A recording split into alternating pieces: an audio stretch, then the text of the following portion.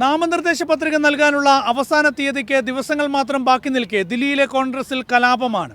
Party സംസ്ഥാന അധ്യക്ഷൻ Arvinder Singh Lovely party വിട്ടതിന് തൊട്ടുപിന്നാലെ 2 സംസ്ഥാന നേതാക്കൾ കൂടി പാർട്ടിയിൽ നിന്ന് പുറത്തേക്ക് പോയി. വലിയ തിരിച്ചടിയാണ് കോൺഗ്രസ് നേരിടുന്നത്.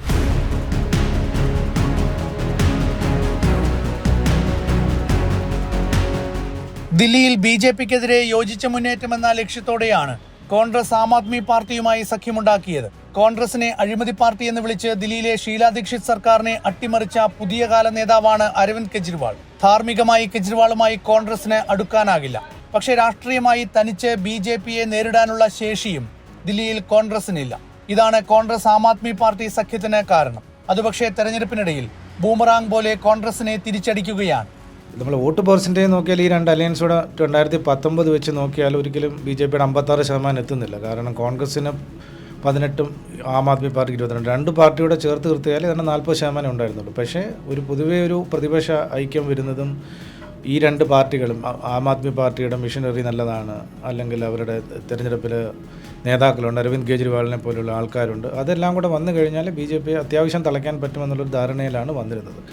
എന്നാൽ കുറച്ചങ്ങോട്ട് പോയപ്പോഴെന്ന് പറഞ്ഞാൽ ഈ അലയൻസ് തമ്മിലുള്ളൊരു ഇന്നർ കോൺട്രഡിക്ഷൻ വെളിയിൽ വന്നിരിക്കുകയാണ്. കാരണം എന്തൊക്കെ പറഞ്ഞാലും 2012, 2011 ആ കാലമൊക്കെ നോക്കിക്കഴിഞ്ഞാൽ ഷീലാ ദീക്ഷിതിനെ ജയിലിലിടണം, സോണിയാഗാന്ധി അറസ്റ്റ് ചെയ്യണം, ഇങ്ങനെ കോൺഗ്രസ് വിരുദ്ധമായി വന്ന ഒരു രാഷ്ട്രീയ പാർട്ടിയാണ് ആം ആദ്മി പാർട്ടി. അവർ BJPക്കുപരി കോൺഗ്രസിനെ എതിർത്ത് നിന്നൊരു പാർട്ടിയാണ്. എന്നാൽ അന്ന് നിന്ന് കോൺഗ്രസ് നേതാക്കളെല്ലാം ഇപ്പോൾ പറയുന്നൊരു കാര്യം തന്നെ അത് തന്നെയാണ്. ഇത്രയും കോൺഗ്രസ് വിരോധമുണ്ടായിരുന്നൊരു പാർട്ടിയായിട്ട് നിങ്ങൾ എന്തിനാണ് അലയൻസ് പോയത്? അതിപ്പോൾ നമ്മൾ കാണുന്നുണ്ട്.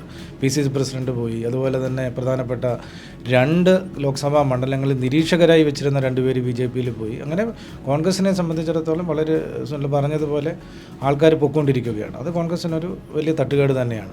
2014-ലും 2019-ലും 7 സീറ്റും നേടി BJP തൂത്തുവാരിയ സംസ്ഥാനമാണ് ദില്ലി. ഇത്തവണയും ദില്ലിയിൽ വിജയം ആവർത്തിക്കാൻ BJP പല വഴികളും നോക്കുന്നുണ്ട്. BJPക്കെതിരെ കോൺഗ്രസ് 3 സീറ്റിലും ആം ആദ്മി പാർട്ടി 4 സീറ്റിലുമാണ് മത്സരിക്കുന്നത്. JNU നേതാവായിരുന്ന കനയ്യകുമാറിനെയും ദില്ലിയിൽ കോൺഗ്രസ് സ്ഥാനാർത്ഥിയാക്കിയിട്ടുണ്ട്. സ്ത്രീകൾക്ക് ബസ്സിൽ സൗജന്യ യാത്രയടക്കം ദില്ലിയിൽ ആം ആദ്മി പാർട്ടി നടപ്പാക്കിയ സാമൂഹ്യക്ഷേമ പദ്ധതികൾ ജനങ്ങൾ ചർച്ച ചെയ്യുന്നുണ്ട്. പക്ഷേ കോൺഗ്രസിൽ നിന്നുള്ള രാജി പ്രവർത്തകരുടെ ആത്മവിശ്വാസത്തെ കാര്യമായി തന്നെ ബാധിച്ചിട്ടുണ്ട്. കെജ്രിവാളിനെ പോലൊരാൾ തെരഞ്ഞെടുപ്പ് കാലത്ത് ജയിലിൽ കിടക്കുന്നതും ആപ്പിന്റെ പ്രചരണത്തെയും ബാധിക്കുന്നു. ഇതൊക്കെ ഗുണം ചെയ്യുമെന്ന പ്രതീക്ഷ BJPക്കുണ്ട്. പ്രധാനമന്ത്രി का इलेक्शन है तो मोदी के चांस ज्यादा है. യഥാർത്ഥത്തിൽ ഒരു കുടിയേറ്റ നഗരമാണ് ദില്ലി. ഹിന്ദി സംസ്ഥാനക്കാരും പഞ്ചാബികളും ദക്ഷിണേന്ത്യക്കാരും ബംഗാളികളും വടക്കുകിഴക്കൻ സംസ്ഥാനക്കാരുമൊക്കെയായി ഉപജീവനത്തിനായി എത്തിയ ജനങ്ങളുടെ ഒരു കൂട്ടം. ന്യൂനപക്ഷ വോട്ടുകളും നിർണായകമാണ്. വോട്ടർമാരിൽ നല്ലൊരു ശതമാനം സർക്കാർ ജീവനക്കാരുമുണ്ട്. രാഷ്ട്രീയ മാറ്റങ്ങൾ പെട്ടെന്ന് സ്വാധീനിക്കുന്ന സംസ്ഥാനം കൂടിയാണ് ദില്ലി. ആം ആദ്മി പോലൊരു പാർട്ടിക്ക് ദില്ലിയിൽ അധികാരം പിടിക്കാനായതും അധികാര തുടർച്ച നേടാനായതും അതുകൊണ്ട് തന്നെയാണ്. അരവിന്ദ് കെജ്രിവാളിനെ ജയിലിലടച്ചതിന് ദില്ലി ജനത മറുപടി പറയുമെന്ന് കോൺഗ്രസ് ആപ്പ് സഖ്യത്തെ പിന്തുണയ്ക്കുന്നവർ പറയുന്നു. वजह कोई भी रही हो केजरीवाल के अंदर होने की, लेकिन आम पब्लिक ये मान रही है कि भी उसे जबरदस्ती भेजा गया. ഷീലാ ദീക്ഷിതിന് ശേഷം അത്രയും ജനസമ്മതിയുള്ള ഒരു നേതാവിനെ ദില്ലിയിൽ കൊണ്ടുവരാൻ കോൺഗ്രസിന് സാധിച്ചിട്ടില്ല. പലപ്പോഴും സംസ്ഥാന കോൺഗ്രസിലെ പ്രശ്നങ്ങളിൽ ഹൈക്കമാൻഡ് കാട്ടിയിട്ടുള്ള അലംഭാവം വലിയ ആഘാതങ്ങൾ ഉണ്ടാക്കിയിട്ടുണ്ട്. പഞ്ചാബ് അതിന് ഏറ്റവും നല്ല ഉദാഹരണമാണ്. ദില്ലിയിലും അതുതന്നെയാണ് ആവർത്തിക്കുന്നത്. പത്രിക നൽകാൻ ദിവസങ്ങൾ മാത്രമേ ബാക്കിയുള്ളൂ. അപ്പോഴും കോൺഗ്രസ് സ്ഥാനാർത്ഥികളെല്ലാം ആശയക്കുഴപ്പത്തിലാണ്.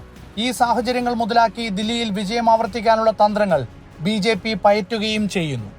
ആഞ്ഞു പിടിച്ചാൽ ആപ്പിനും കോൺഗ്രസിനും BJPയെ നേരിടാൻ പറ്റുന്ന സംസ്ഥാനമാണ് ദില്ലി. എന്നാൽ അരവിന്ദ് കെജ്രിവാളിന്റെ അഭാവം ആം ആദ്മി പാർട്ടിക്ക് തിരിച്ചടിയാകുന്നതുപോലെ നേതാക്കളുടെ രാജി കോൺഗ്രസിനും കനത്ത പ്രഹരമാണ് ഈ തെരഞ്ഞെടുപ്പ് കാലത്ത് ഉണ്ടാക്കുന്നത്.